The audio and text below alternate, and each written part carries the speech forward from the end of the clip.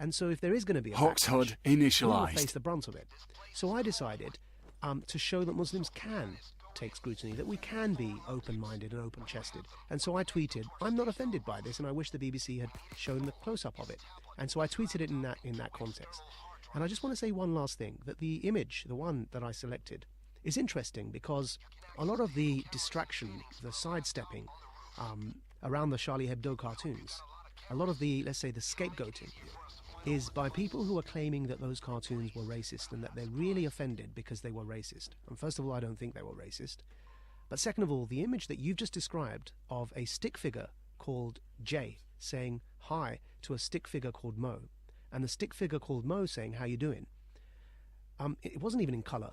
It had absolutely it played up to no racial generalizations. Right, and it didn't say the whatsoever. Prophet Muhammad. It just said Mo. It didn't. Right. It just said Mo. Mm-hmm. And there was so therefore there was no excuse of racism, of any form of negative commentary on Muslims at all, because even the stick figure called Mo was simply saying, how you doing?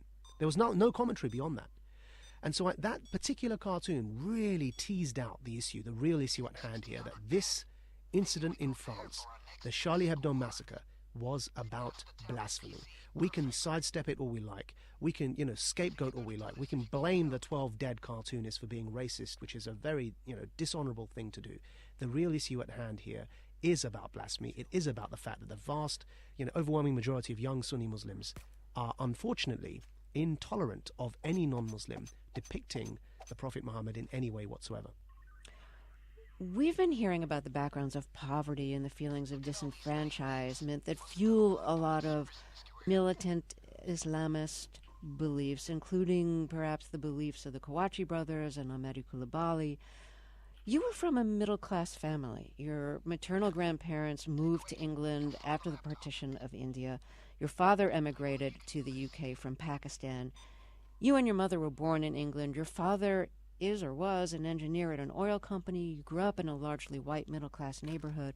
So you were not from that kind of poor, disenfranchised background that we're told leads to so much of the extremism.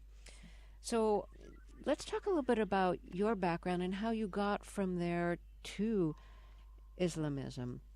You write in your memoir that when you first became a teenager, you defined yourself by hip-hop, by American hip-hop. So what did you listen to, and what did it mean to you? Yes, but before I move specifically to your question, you're right. It's not as simple as saying that economic or social grievances cause Islamist radicalization. Because not just me, but even if we take the example of bin Laden came from one of the richest families of Saudi Arabia, and educationally was an engineer. The current leader of Al-Qaeda is a pediatrician. Ayman al-Zawahiri is a doctor and comes from a very well-established Egyptian family. And we can go on anecdotally like that to demonstrate actually that often we bring our own, whether we're left-wing or right-wing, we bring our own political biases when we come to analyze the causes for Islamist extremism. Now, to answer your question and my upbringing, yes, my mother, she wasn't born in the UK. She was raised from a very young age, like 2 or 3, 4, 5, in the UK. I was obviously born there, and she has many siblings, my uncles and aunties, who were also born there. My father, as you correctly mentioned, was an engineer, and I grew up in a very relatively economically comfortable surroundings. And yet, despite that, I joined an Islamist revolutionary group at the age of 16. And I think the process begins. There are 4 main factors that lead to Islamist radicalization, but in my case, it began with a perceived sense of grievance, but in particular around the racism I was facing domestically in my home county of Essex in England, and abroad with the genocide that was unfolding in Bosnia, which, if you can imagine a genocide unfolding on the continent in which you live, it has a very, very lasting impact on one's psyche. And so in Bosnia, the case was there were white, blonde-haired, blue-eyed Muslims who were being slaughtered and identified as Muslims. And that really touched me, but I really didn't grow up religious, and I didn't grow up acknowledging my Muslim identity. For me, I was a British Pakistani. And so Bosnia and the domestic racism wasn't sufficient for me to turn to Islamism. But at the same time, I got into American hip-hop. And listening to American hip-hop, in fact, a bit like the Kawachi brothers, listening to heavily politicized American rap in what's known as its golden era in the 90s, I got into groups such as Public Enemy and Chuck D, who I still, I think we follow each other on Twitter actually. And I got into NWA. I got into all sorts of hip hop that was heavy on social commentary, whether NWA and commentary heavy on some of the crime and the gangs and the racism that they faced on the streets of Compton, or Public Enemy, which was very heavy politically. And hip hop in the 90s began moving towards the Nation of Islam and the Five Percenters, black nationalist movements, and very much so these movements embraced a form of Islam, Malcolm X's form of Islam, prior to his change. So what this music did for me is it gave me a sense of empowerment. It gave me a voice. It gave me a feeling that my identity could matter and did matter, growing up as a British Pakistani who was facing racism from wider society, but also confusion about where my family was from and not really fitting into either culture. And so the second stage to radicalization is you begin with a perceived sense of grievance, and then it moves on to an identity crisis. And that identity crisis, it begins the search for an alternative form of belonging or an identity. And the third factor is when a charismatic recruiter appears and exploits that perceived grievance and exploits the identity crisis to provide that sense of belonging. And in my case, it was a recruiter for the Islamist group that I eventually joined, who was able to join the dots. He was able to get me to see, to my naive and young and angry 16-year-old mind, that it wasn't all about racism. If it was all about racism, why on earth were Bosnian Muslims, who are white, blonde-haired, blue-eyed Muslims, being slaughtered? And in fact, it was something far deeper than racism. It was the West's fundamental fear of Islam. How did you meet the person who introduced you to radical Islam? I actually met him through mutual friends, and they were recruiting. They weren't in the mosques because we didn't frequent the mosques, but they would go to the main street and they would distribute flyers and they would look for people like us to target and speak to. And one of the things we liked about these people that were recruiting us to the group is that they weren't ostensibly religious. And the key thing with Islamists, mainly the political and the revolutionary type of Islamists, is that they focus more on the political discourse, more on the identity questions, more on foreign policy than they do on religious devotion. And that's what attracted us originally, because it was our very own form of revolution. Our minds were filled with a lot of the rebel discourse coming from American hip-hop, and we wanted a counterculture, and they provided that perfect counterculture for us. And that's the fourth and final factor that I want to mention in the process of radicalization, and that's the ideology. They sell what I call the Islamist narrative that we then adopted as our counterculture. And it's that Islamist ideology that then freezes any grievance, any grievance of anyone. It freezes it, and then the entire world is then looked through the lens of the Islamist ideology. So did you start going to mosques even though you hadn't been brought up going to mosques?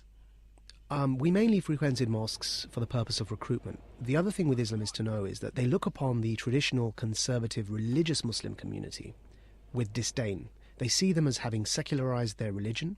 They see them as being socially backward, and they attempt to recruit from them. But they would only frequent their circles for the purpose of recruitment. So we would go to the mosques for the purpose of picking off people that were already religious so they could join our Islamist organization. Preach to me. Like, pretend like I'm a potential recruit and you're trying to get me. This is like years ago, and you're trying to get me to join your group.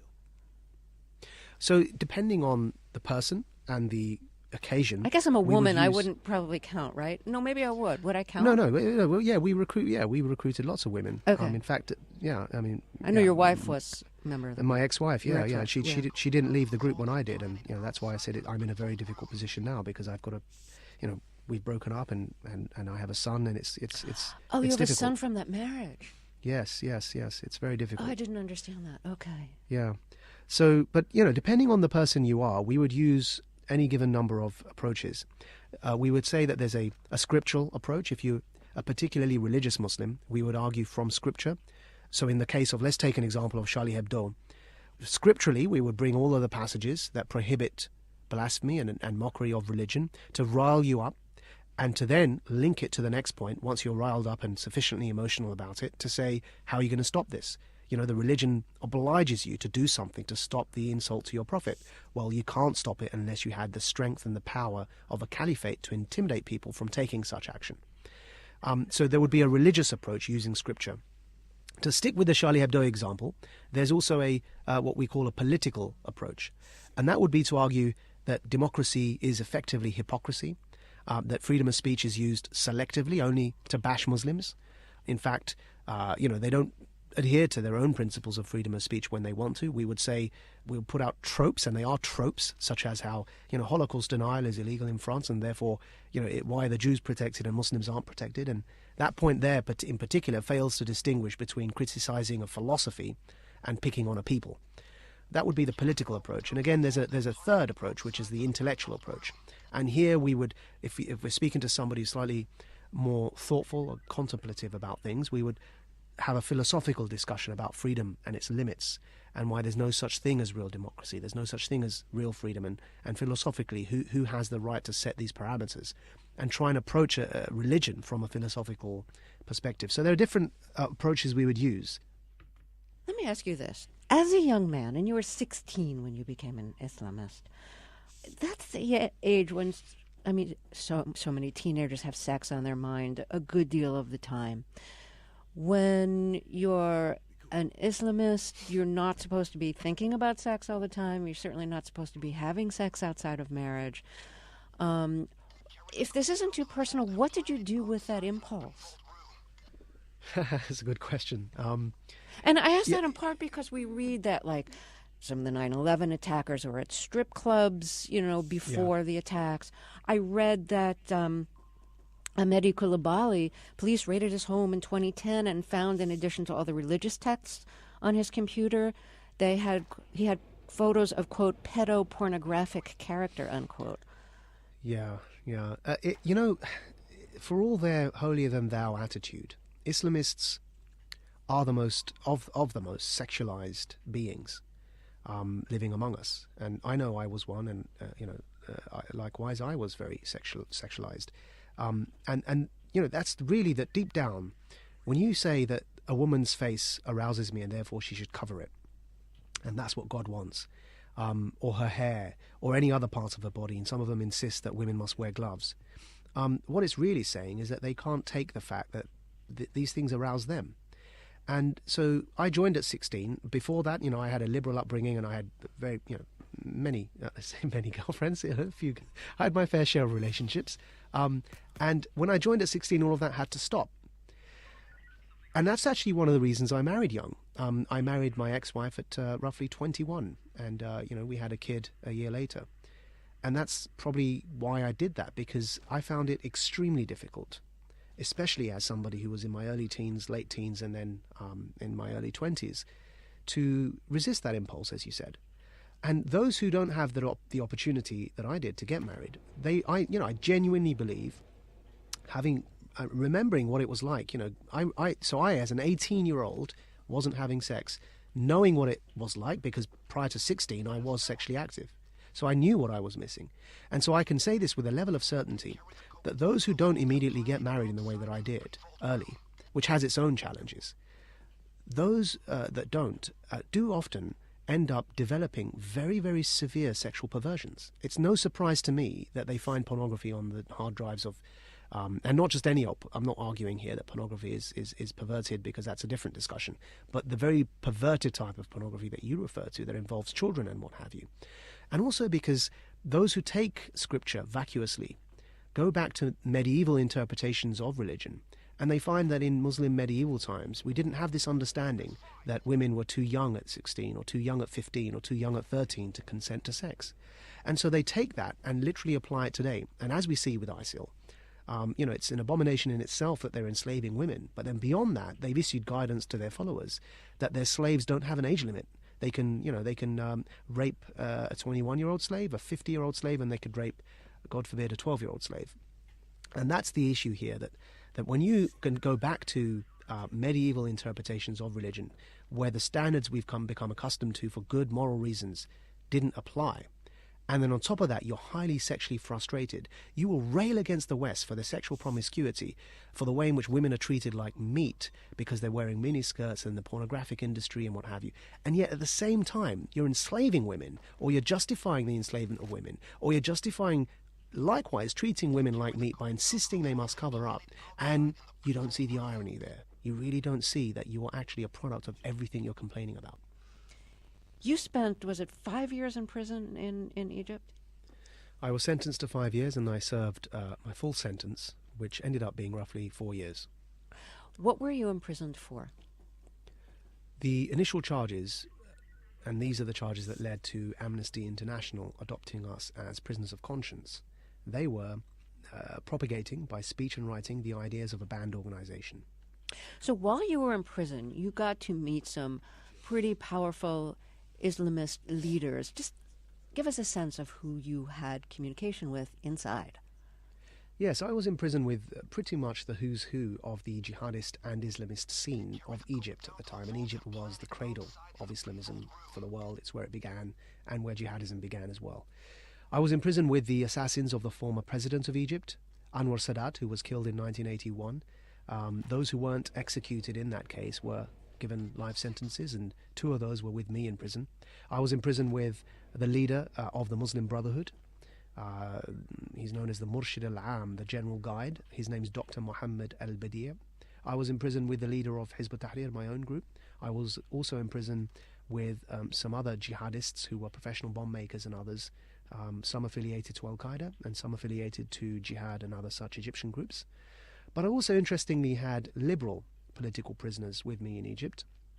And beyond that, there was a group known as the Queen's Boat case, who were gay Egyptians who'd been imprisoned for being gay. And then there were Christians who'd converted to Islam, and there were Muslims who'd converted to Christianity. So we had a running joke in prison under Hosni Mubarak, and that was that in Egypt, if you change your mind from anything to anything, you get put in prison. It sounds like it was very multicultural inside. Indeed. You can imagine the sorts of conversations that the gay guys would be having with the assassins of Sadat.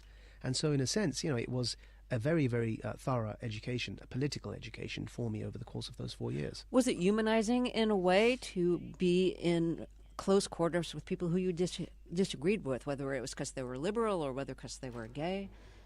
Absolutely. And what I did is, I took, being a law student and a languages student, I was quite studious, and I wanted to carry on with my studies.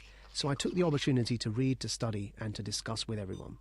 And I began reading a lot of George Orwell. Now, if your listeners have read George Orwell's Animal Farm, George Orwell parodies the Soviet communist state, the USSR, and takes the example of a farm to kind of parody what happens when somebody tries to create a utopia.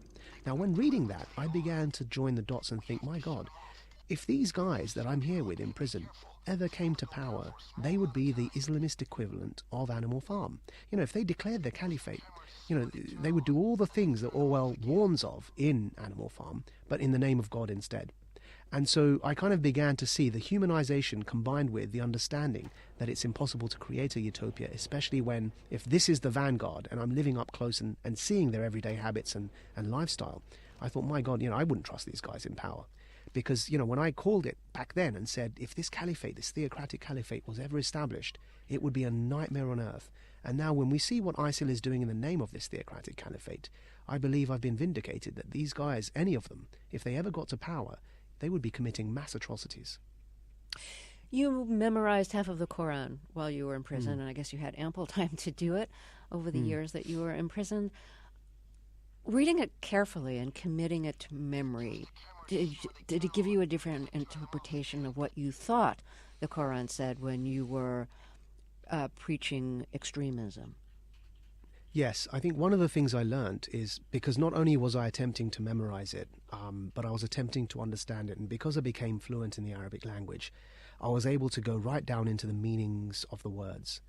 And what I learned was, in fact, that subject matters or topics that we as Islamists were prepared to overthrow governments for, the traditional Islamic scholars had just as fierce as debates as we were having, but instead of overthrowing governments, they were writing books about them. They were disagreeing with each other over books and then refuting each other in books that would respond.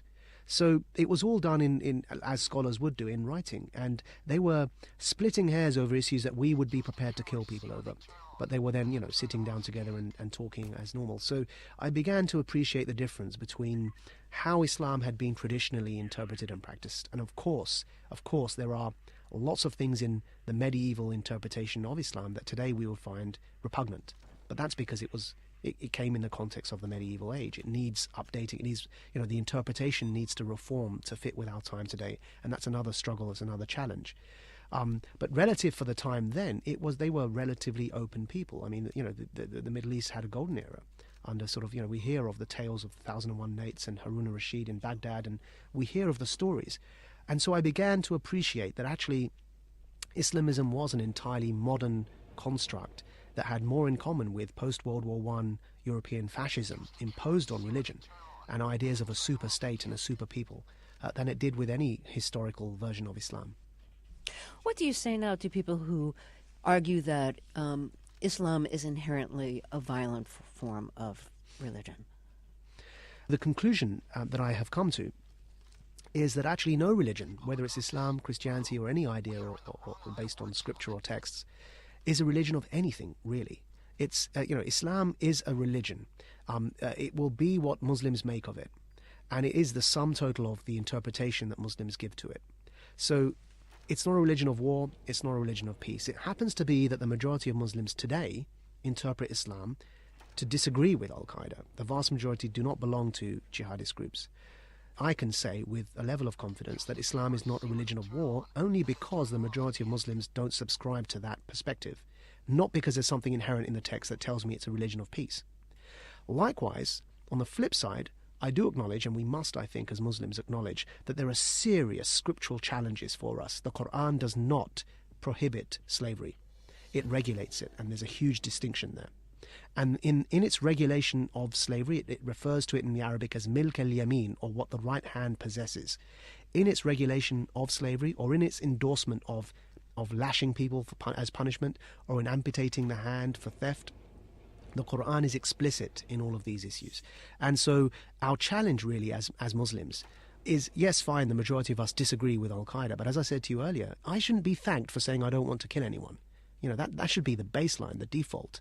The real challenge for us as Muslims is to go beyond that and have those very difficult conversations about reinterpreting scripture given the social and political norms that have developed today, and reinterpreting it within a human rights framework. As we mentioned before, when you were in prison in Egypt, it actually had a moderating effect on you because you read a lot, you studied a lot, you ended up having conversations with liberal Muslims who were in prison for their liberal points of view. Then you got out of prison, returned to England, but you didn't leave the radical organization you were part of, Hizb ut-Tahrir, until about a year later. Was there like a turning point for you that made you think it's time to get out?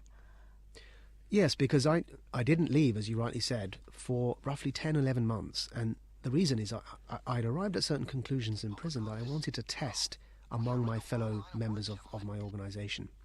And I immediately rejoined on their leadership in the United Kingdom and began testing out my new ideas to see if I could change them from within. And of course, remember, I was married, literally married, to the organization. My wife was a member of the organization. And my entire friendship circle were Islamists. And when I realized within the course of the 10 months that there was no way that I could change this organization from within, that's when I took the step to leave the organization. But it is very, very difficult to pull oneself out of that atmosphere at risk of losing all of your friends and for your marriage falling apart, which is eventually what happened. It's a very difficult thing to do, but I realized that I had to do it. But your identity probably falls apart too, especially, you had just served 4 years in prison for believing what you believed and for advocating what you believed. And now you're going to turn your back on that and say, well, I don't even believe it anymore. So that means you spent 4 years in prison for something you no longer believe. That is a challenge. You're challenging your former self when you leave. That's a profound thing to do. Everything falls apart. I lost all my friends. There are members very, very close and dear members of my family. I'm talking like, immediate family who simply don't speak to me anymore and haven't done so for years. My marriage fell apart. I suffered my second identity crisis. And I'm very, very lucky to have been able to get through it. There were people who had sampled my voice from speeches when I was an Islamist and made them the chorus of pro-Islamist rap songs, who then began talking about me as an apostate. Everything turned on its head. And I had to rebuild my life. I had to finish my degree, because of course I still had 1 year left in my university. And I had to find a job. And the challenge, of course, was also that people didn't want to employ someone who'd been a political prisoner in the war on terror. So everything had to be changed and turned around and picked up. And the thing is, though, that there are sometimes these things come down to the type of personality one could maybe be born with. You know, you can either see the glass half full or the glass half empty. And I've always been an optimist, and I've always wanted to seek change. And so the way I got through this is I sought continuity. I looked back and I thought, who am I? What am I really motivated by? And I took myself back, all the way back to when I was 15, facing the racism in the streets of, and I'm talking armed racism, attacks with hammers and knives and machetes, and, you know, the genocide in Bosnia. And I saw that what I was really incensed by was the injustice of it all. And I thought, well, it's okay, because now I've come to realize that the Islamists are as much part of the problem as what I originally was inspired by, the injustice of the racists and the genocide in Bosnia. Because the Islamists would also commit a genocide. And again, lo and behold, that's what we see with ISIL in Iraq against the Yazidi community.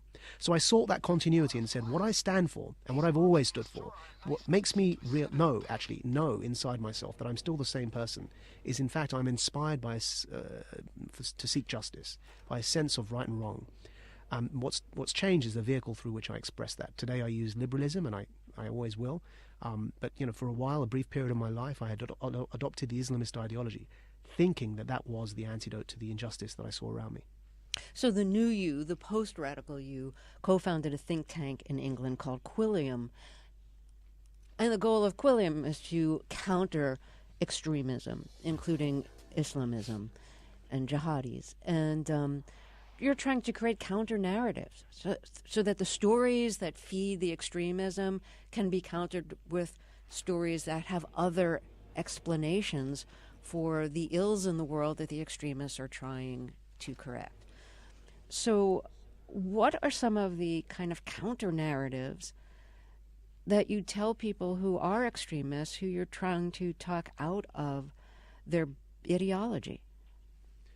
Yeah, absolutely. You've hit the nail on the head as to exactly why we set Quilliam up.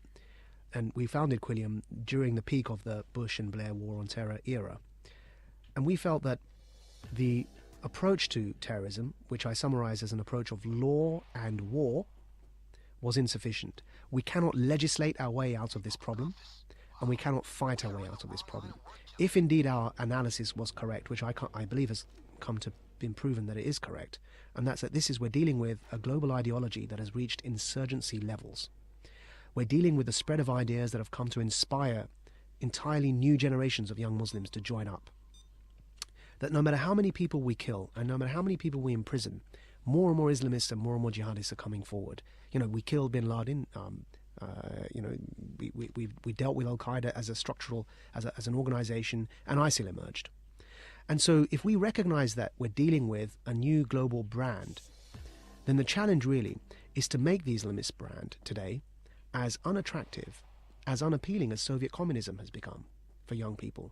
We don't see angry young teenagers today in America or in Britain or in Europe joining Stalin-style communist movements because it's simply just not appealing, it's not attractive anymore. And that's what we need to achieve with the Islamist ideology, and that requires counter-narratives. And so challenging the propaganda head-on of the Islamists is one of the things we do. We work with media, we do lots of public debates and speaking, we do work with Muslim communities as well. I think a lot of jihadis think that they are God's warriors and they will be rewarded in heaven. So therefore, it's okay to die for their cause. It's okay to be a suicide bomber and take others with you when you die. In fact, it's a good thing, and you will be rewarded for it. How do you counter that? Yes, that is what they believe. And one of the things we are pushing for is wider exposure given to counter-narratives. So let's take Iraq as an example. Jihadist suicide bombing culture is built upon this idea, as you rightly said, that for the purpose of achieving the war objectives, to elevate the word of Islam as they believe, to make the word of Islam the highest and to establish the authority of Islam, you're allowed to sacrifice your own life in killing the so-called infidel. But if you look at, as inevitably happened, likewise with Soviet communism, where Stalin was rumored to eventually have killed Trotsky, as happens is that they start fighting each other because pretty much like, The Life of Brian, that Monty Python satirical film, they start arguing over whether they are the Judean People's Front or the People's Front of Judea, who really represents God's word. Because you have to have that level of certainty if you're going to kill yourself and others in the name of God. You really seek certainty because you need to know you're doing the right thing for the right reasons. But that causes schisms. That search for certainty, that desire to be absolutely right, is what causes the schisms. So in Iraq right now, you have Al-Qaeda, who we thought were the worst of the worst, fighting and killing ISIL, and vice versa. They're killing each other. And this is part of the counter-narrative. When we put out there this information to say these groups are killing each other first and foremost, before even killing Assad, who's the dictator of Syria.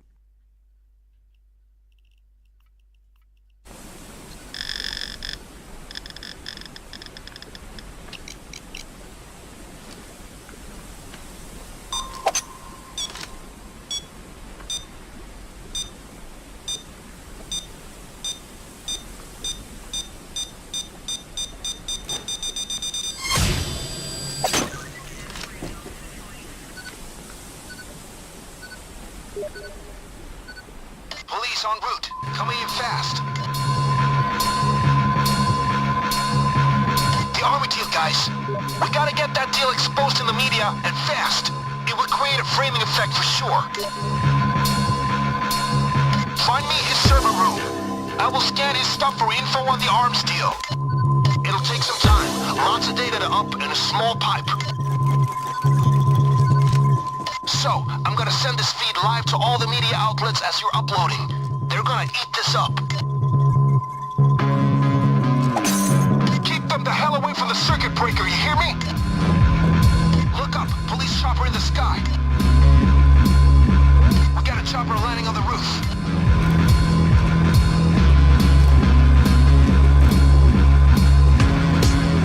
Alright, I found a video of him doing the deal. It is insane. Sure is a show-off.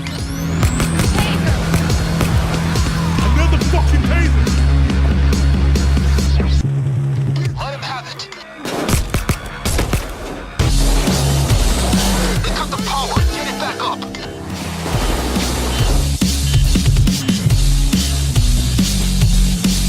Look for a circuit breaker to get the power back up.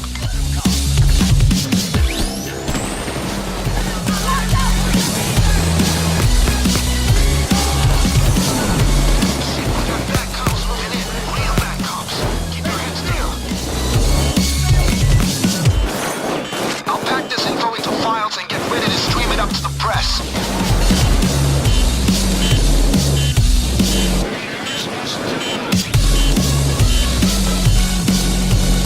Keep the cops off the circuit breakers if you want to make it.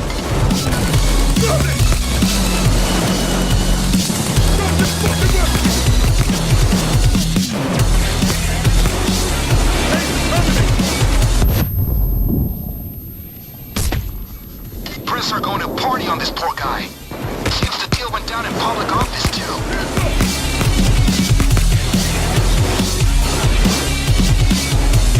First aid kit here!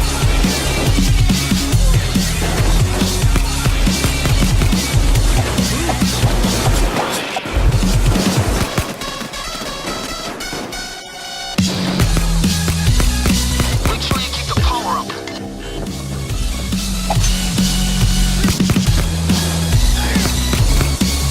Look for a circuit breaker to get the power back up.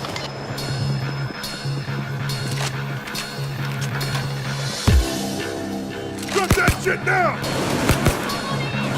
I'll pack this info into files and get ready to stream it up to the press.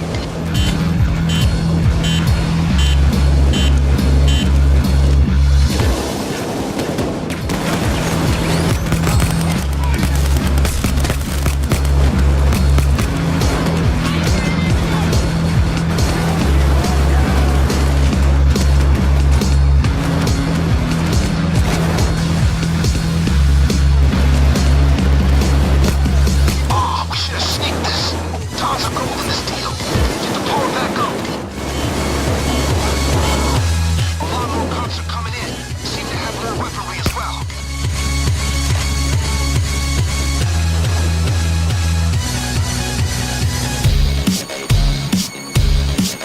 Bane's got a little plan. I think I'll those media choppers are a convenient smokescreen for our escape chopper, don't you?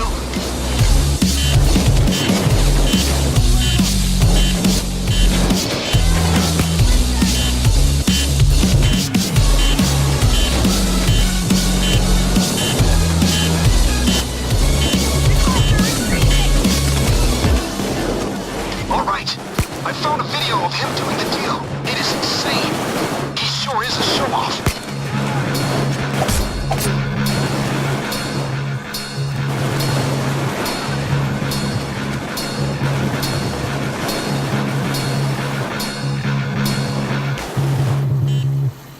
Make sure you keep the power up.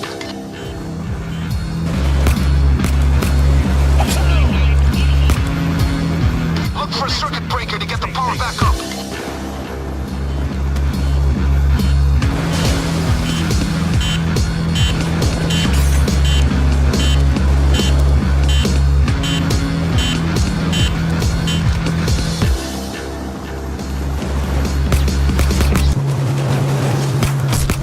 All right, Ramblers, let's get rambling. Get the fuck up!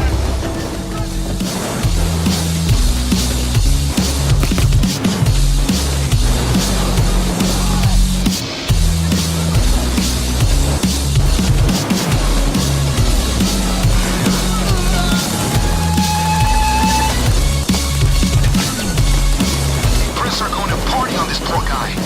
Seems the deal went down in public office, too. They cut the power. Get it back up. Gear up. We got a badass police force coming in. Look for a circuit breaker to get the power back up.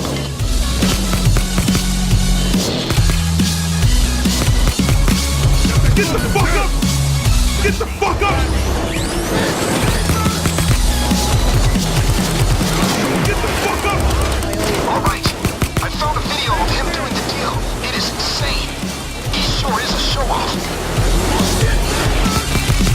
Taser down! Taser down!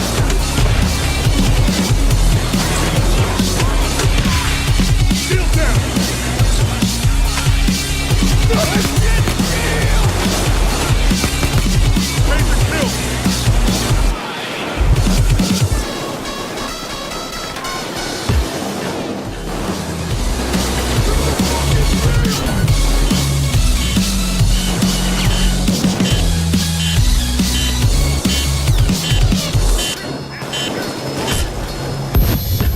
They're gonna try to kill the power. Don't let them.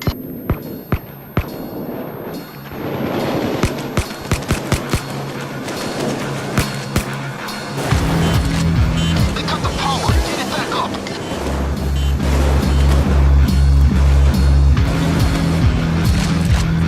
Look for a circuit breaker to get the power back up.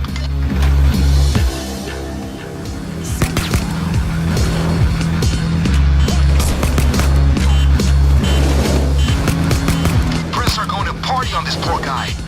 Seems the deal went down in public office, too. Keep the cops off the circuit breakers if you want to make it. Hands up! Alright, slow it down! Make sure you keep the power up. Hands down! Look for a circuit breaker to get the power back up.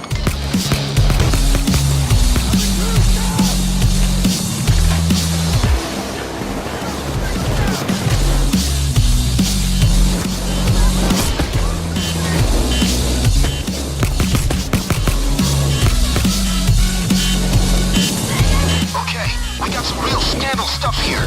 He sold government arms to a rogue state. Got paid in gold. The Democrats ain't gonna like this.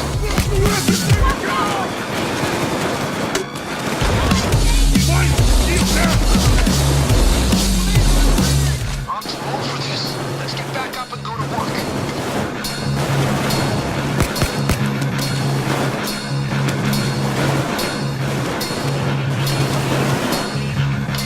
Okay. I'm getting some juicy stuff here. You can't let him kill the power. It'll slow everything down.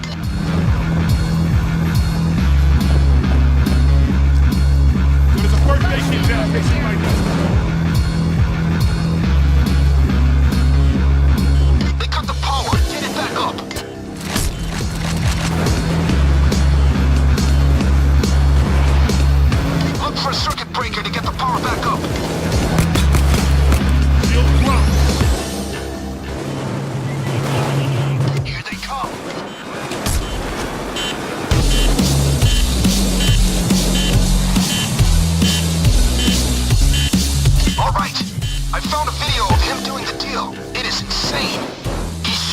show-off.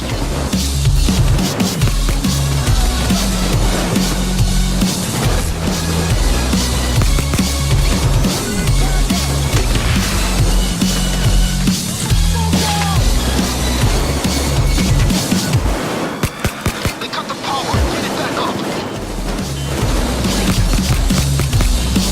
Taser dead! Oh my! Seems like the good senator did the deal and partied at the same time. Looks like an arms gold coat deal.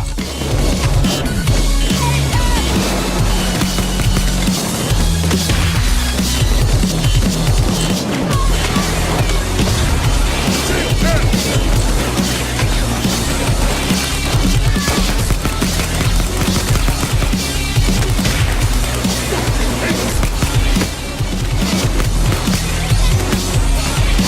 Hell no! Taser!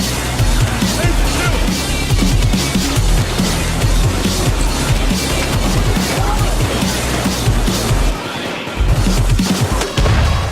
Shield dead! Keep that news feed alive, and I'll start getting you a way out of there. Taser down!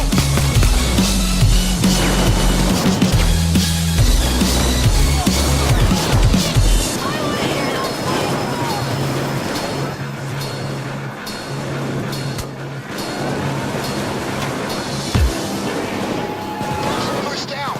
Get the fuck up!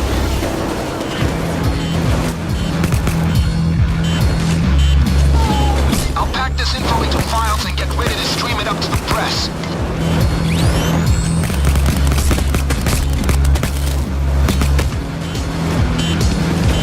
We go first aid kit! Taser terminated! Get the fuck up!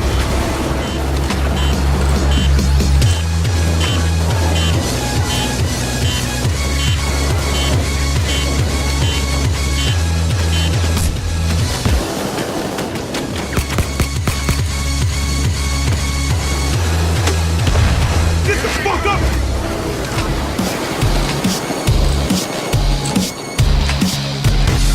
All right. I found a video of him doing the deal. It is insane. He sure is a show-off.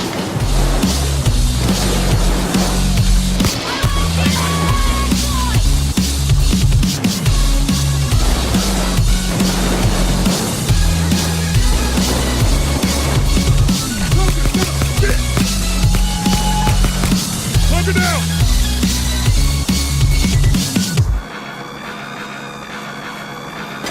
Oh my! Seems like the good senator did the deal and partied at the same time. Looks like an arms gold coat deal. Still there! Make sure you keep the power up.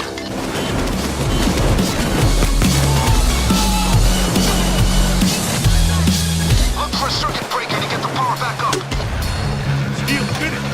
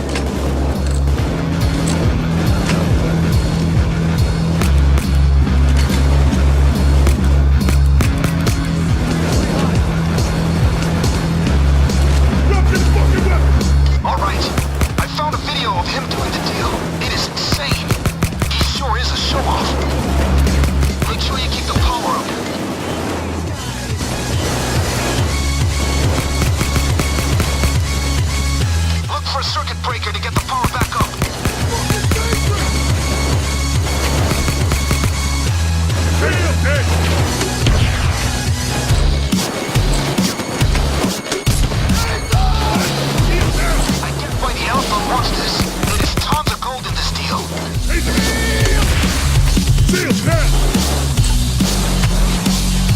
Here go first night kid!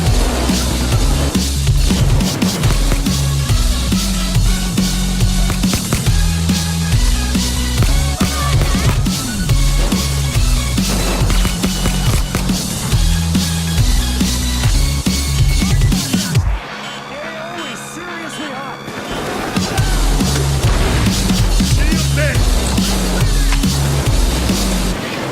That was well handled. Don't have long until the next assault, folks.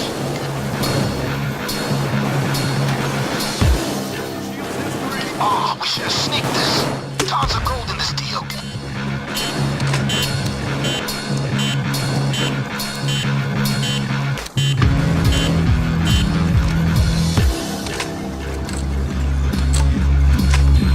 All right, the files are all uploaded. It should do the trick. This will work as a frame. Won't be fantastic, but we will get paid. Let's get you out.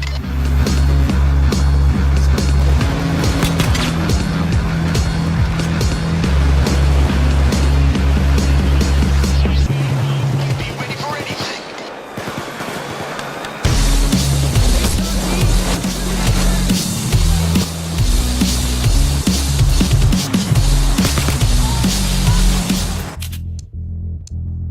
You can always rely on the press to swarm on a scandal in D.C. The weapons deal is talk of the town. The elephant and his party are very pleased. Hell of a plan B, folks. Not a trace of you or my involvement. The senator is now publicly a thieving drug lord. His party's scrambling. Hats off to you, gentlemen.